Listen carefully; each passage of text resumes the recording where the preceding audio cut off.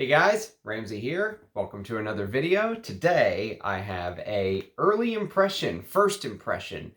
It's not a first impression, it's a first full wear, let's call it, okay? And it's of a long discontinued fragrance that wasn't on my radar initially. It's a fragrance that kind of slipped under the cracks for me. I didn't focus on this fragrance, and now that I am focusing on it, I can't find a bottle.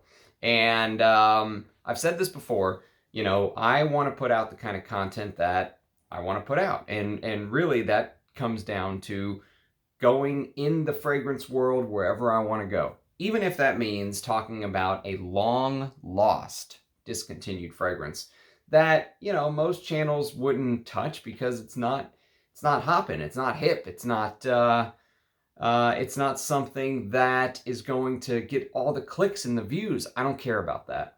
I'm doing this to talk about the juice, and I don't have a full bottle, and I've had a lot of people say, why aren't you doing reviews of the ones that you have full bottles of?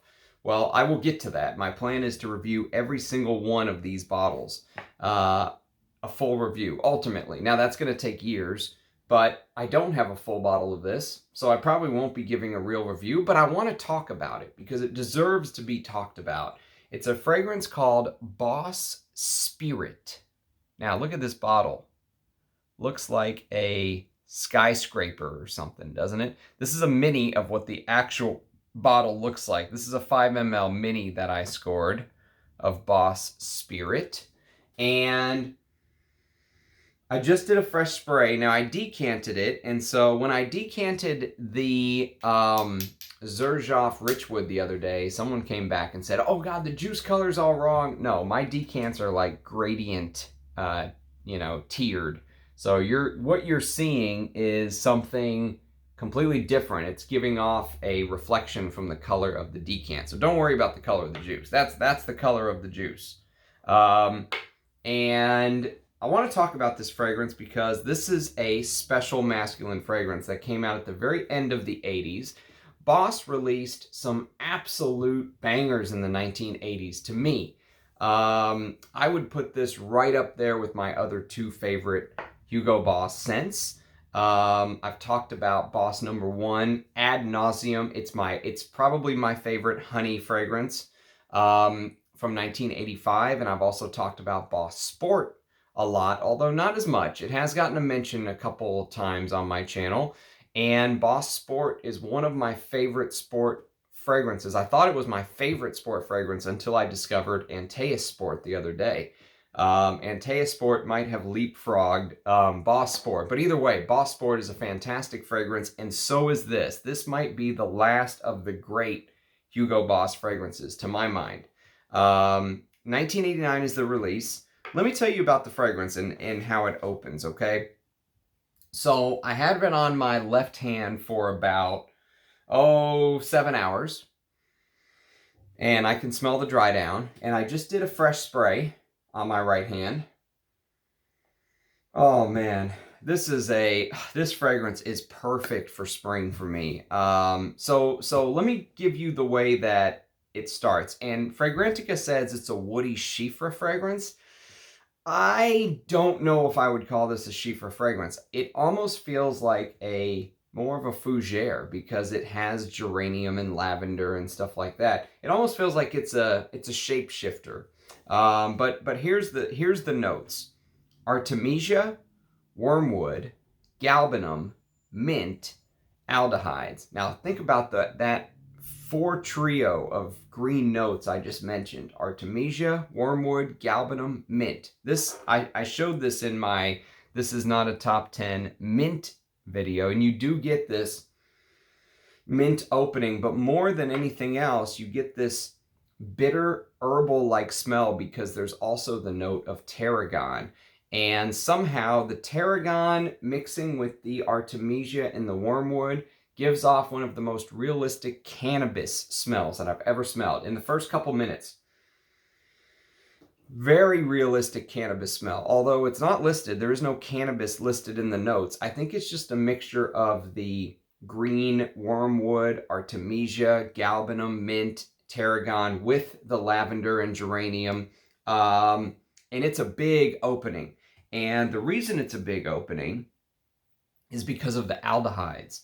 So the aldehydes almost treat this fragrance like you're putting helium in a balloon. You know, you put helium in a balloon and it expands, right? That's what the aldehydes do in this opening. You get all those green notes that I listed, but then the aldehydes almost like pump helium into this fragrance, and it just feels like the opening just expands, and it's absolutely beautiful. I'll tell you what, this is definitely full bottle worthy to me. I am not the biggest green fragrance lover, although I really like fragrances like number 19 and stuff like that. I would love a bottle of this stuff. This is absolutely beautiful. The base, by the way, which I'm already getting parts of the base, is made up of a very intelligently done leather. So you get leather, sandalwood, patchouli, and amber. And so when you first spray, you get this cannabis vibe that instantly mixes with this very intelligent, very modern almost leather in a way. Even though this is 1989, this fragrance feels modern to me. It feels like it kind of has one foot in the 1980s and it kind of has one foot in the 1990s. It feels like it kind of straddles the fence, if you will. And I made some notes, but I'm kind of jumping all around. So I will just tell you right now that there's another green leather fragrance that was done in the year 1980 that this will remind you a little bit of. I'll tell you the fragrance it reminds me the most of, but there is a bit of a nod, if you will. There is a bit of a, hat tip to Dior Joules. Dior Joux, if you will. And Dior Joux has this green Artemisia leather opening. And Dior Joux also harkens back to the fragrances of the 70s. That's like a fragrance that kind of straddles both decades. And this does the same thing. So you get this part Joux, and it's really a fragrance that is optimistic and looks to the future to me for some reason. I just get this very optimistic vibe, like it just wants to sit down and palaver with you about the future. It feels like a futuristic fougere is what I wrote. It literally feels like a futuristic fougere to my nose because of that construction of lavender, geranium, which adds this very clean vibe. So the opening is very bitter. It's probably one of the most bitter green openings I've ever smelled. And I think that's why I get that cannabis association, because of that bitterness. It gives off this very bitter, that's the best word that I can use for the opening, is bitter. But then the leather is already kind of creeping up slowly underneath. So you get this leather, beautiful sandalwood, beautiful patchouli, beautiful amber. And one thing that really shocked me that I made a note here of is that there's no oak moss in the base. There's no oak moss. You would think that there is huge slugs of oak moss in this fragrance. There's not. There is patchouli instead. So they've substituted the oak moss for the patchouli, which is a trick modern perfumers will do. Maybe that's why this feels modern to me, because there's no oak moss in it. Because of that, it gives off this... It is a very elegant fragrance, I will say that as well. The name, by the way, I made a note about the name. The name is Boss Spirit, okay? And it really does encapsulate almost a spirit of the time for me. There are some very interesting advertisements that you can find if you go to Parfumo. One says, Boss Spirit, the fragrance of tomorrow, with the man looking off into the distance. A man with a well-dressed suit, of course. But it is a man in the advertisement, not not a woman, not a man and a woman, not a, you know, this is to me a man's fragrance. And that's how they used to do their advertising back then. And then there's a picture of a man and a woman where they are dancing next to a broken down car. The man's in a pure tuxedo, the woman's in a wedding, in a evening dress, and the car is broken down. There's fumes coming out of the hood, and they're dancing in the street. And it says, "When you are your own boss, boss spirit." I love old advertisements. I must just be an old soul somehow. But, you know, it does give this very optimistic time. The 80s, when I think about the 80s, I think about, you know, everyone was excited to see what the future would be back then. Everyone was excited for the 90s and the 2000s. And then, of course, this was before 9/11, which in my mind is almost like the demarcation line. Everything before 9/11 is one thing, and everything after 9/11 is something else, when it really brought us into the new society, if you will. And this gives off that 80s optimistic, forward-looking, you know, vibe. It has that about it. Chris from Scentland calls it sunshine in a bottle. He also calls this fragrance sunshine in a bottle. This is Salvador Dali Pour Homme. I'm sorry, that is incorrect. This is Salvador by Salvador Dali. So the name of this fragrance is Salvador by Salvador Dali. Salvador Dali Pour Homme is something completely different. Bottle looks completely different. But this is Salvador by Salvador Dali.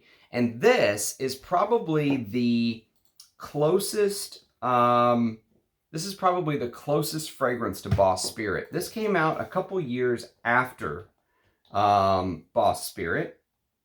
This came out in 1992, if I'm not mistaken. Let's see if I can find it here. Salvador by Salvador Dali. Of course, it's not going to pull up. Let's see. Let's see if I can find it without too much hassle, shall we? There can't be too many Salvador Dali fragrances, can there? Salvador by Salvador Dali. Where are you? Of course, you're on the last page. Okay, here we go. This is aldehydes, bergamot, tarragon, coriander, caraway, and pepper with carnation, jasmine, rose, and cinnamon, amber, oak moss, leather, musk, patchouli, tonka, vanilla, and cedar. This is a Gerard Anthony fragrance, by the way. One of my favorite old school perfumers from the 80s and 90s. And this did come out in 1992. I actually have it on a piece of paper here. This smells like, there's another fragrance that came out in 1992. And before I ever smelled Boss Spirit, I didn't understand the connection between Boss Spirit and this scent. This right here smells like a mixture of Guerlain's Heritage and Boss Spirit, which was huge at the time. Guerlain's Heritage was absolutely huge. And this uses a leather, just like Boss Spirit.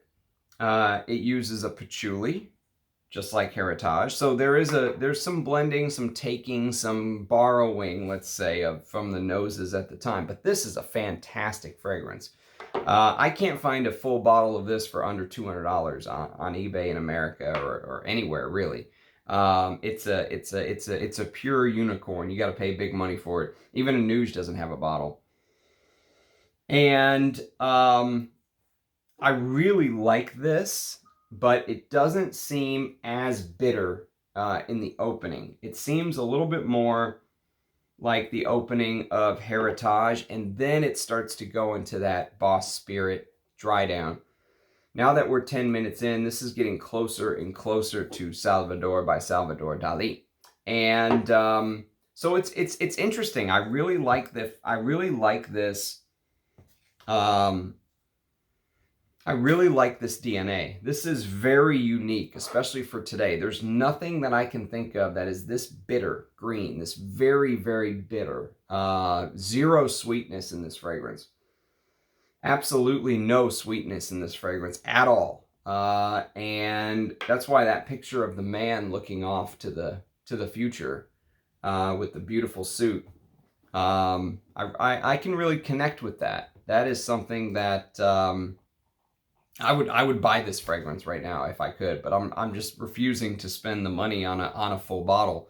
I don't want to be raked over the coals by the eBay sellers. But if you can get a mini, you can get a mini for 20 bucks or whatever it is for 5 ml. Test it. I think you will understand what I'm saying, and I think you'll really enjoy it. If you like vintage fragrances like I do, if you like fragrances like Jours with that leather, and then the green notes, I think you'll really like Boss Spirit. And somehow this is not talked about. I mean, I know Chris from Scentland loves it. And he calls both of these kind of sunshine in a bottle. And I think that has to do both with the fragrance and with the time that those fragrances were out. Late 80s, early 90s. You know, it was an optimistic time. It was the spirit of the age, if you will. That really resonates with me. And that is one of the reasons that I like vintage fragrances. It takes you back to that time, those days. Even though I was 4 years old or whatever it was, I can still, I can empathize with being alive back then, let's say, or being grown up and going out back then. And so this is definitely one to put on your unicorn list. If you have a unicorn list, put this one on there. If you ever run across a bottle that's reasonably priced, grab it. Because that's exactly what I'm going to do. I'm going to keep my eyes peeled. If I see one at a reasonable price, I will definitely grab it. It's so perfect for spring. It's just perfect for spring because it gives off that vegetal green vibe while being professional and masculine. And for someone like me who does not like sweet fragrances, there's not a drop of anything modern sweet in this, and that is just absolutely perfect. And then you add in all the other things, the name, the time, the House of Hugo Boss used to do amazing fragrances.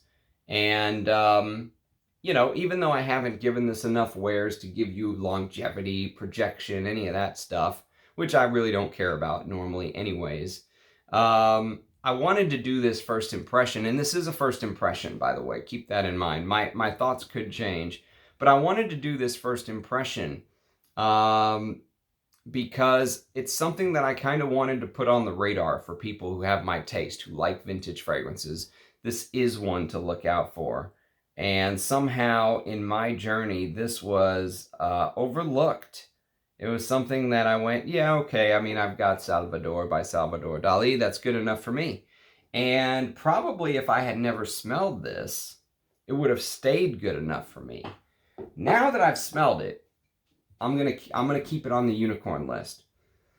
I would love a bottle of this stuff. This is special. This is a special juice, and I could not find a perfumer. So if anyone knows who the perfumer is, I would love to hear your thoughts below. A 1989 Stunner, masculine fragrances back when they used to make fragrances for men. None of this sweet bubblegum, praline crap that I hate nowadays. This is a proper masculine fragrance from the good old days. Coming towards the end of the good old days, but still in my favorite decade of perfumery, 1989. It's beautiful. I mean, it is absolutely gorgeous. I've enjoyed every second of wearing it. Today, the downfall is the price and very rare, very limited availability. I don't know when it was discontinued, but if you go to Fragrantica, by the way, be very careful because I saw somebody compare this to the Scent Intense. No. Mercedes-Benz Man Private? No. There's some crazy stuff on there. The one that it's closest to is this, trust me. Salvador by Salvador Dali, which, by the way, you can still find bottles of this stuff for 50 bucks or less for 50 ml. Look at the beautiful bottle too, by the way, with his artwork in the middle, his signature on the side, and then the artwork on the back, and his signature down there. Just absolutely gorgeous. Look how they used to do bottles back in the day. I mean, this is almost like a piece of art in and of itself. The cap is like a jewel with his name around the outside.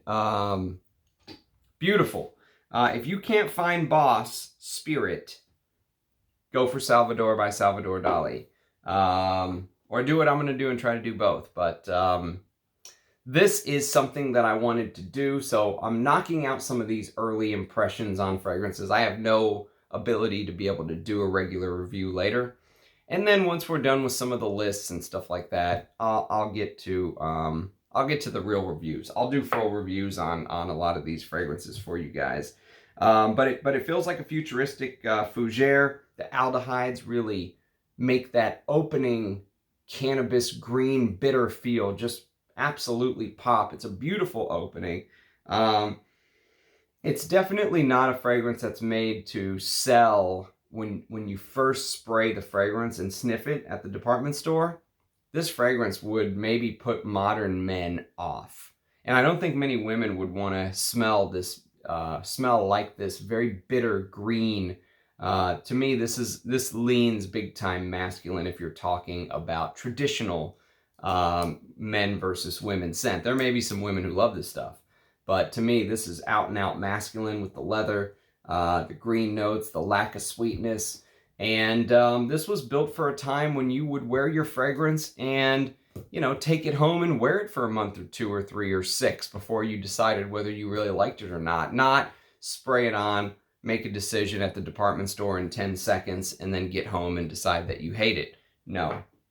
You can tell that they actually put time and effort into the dry down. It's not about just catching people at the opening and then moving on. No, they've actually put time and effort into the fragrance in the way that it is composed, in the way that it progresses on your skin. And that's what I love about vintage fragrances. That's what we're missing today. Unless you want to go spend a ton of money on a niche fragrance, you're not going to get the kind of TLC, the tender loving care that they put into the whole fragrance journey. That's what makes these vintage fragrances special to me. And, you know, that and the fact that they're using ingredients a lot of times that can't be used today. This one doesn't have the big oak moss, but it feels like it does. They did a great job recreating that feel of oak moss with patchouli. Oh, it's so good. I hope you've enjoyed this. I know that sometimes reviewing a fragrance that 99% of the people subscribe to a channel have never smelled and will never have the ability to smell is not sometimes everyone's favorite topic, but I feel like it's important because it's something I want to talk about. It's something I want to highlight. And worst case scenario, you're informed, you know what this is, and if you're into the kind of stuff that I'm into, hopefully one day a bottle's in your future. Hopefully one day a bottle is in my future. But I just refuse to pay some of those insane eBay prices. So anyways, I appreciate you watching. If you have experience with Boss Spirit, let me know. Or if you have, you know, thoughts on the video, let me know. I love seeing your comments. The comments are one of my favorite things of doing these videos, getting to interact with you guys. And, you know, I said it before, but you don't have to do a like and a subscription. But it is always appreciated because it probably would help me move up the YouTube algorithm and compete with some of those fragrance reviewers who are not as honest as I am, let's say. So thank you very much for watching. Cheers. I'll see you again tomorrow with another video. Bye-bye.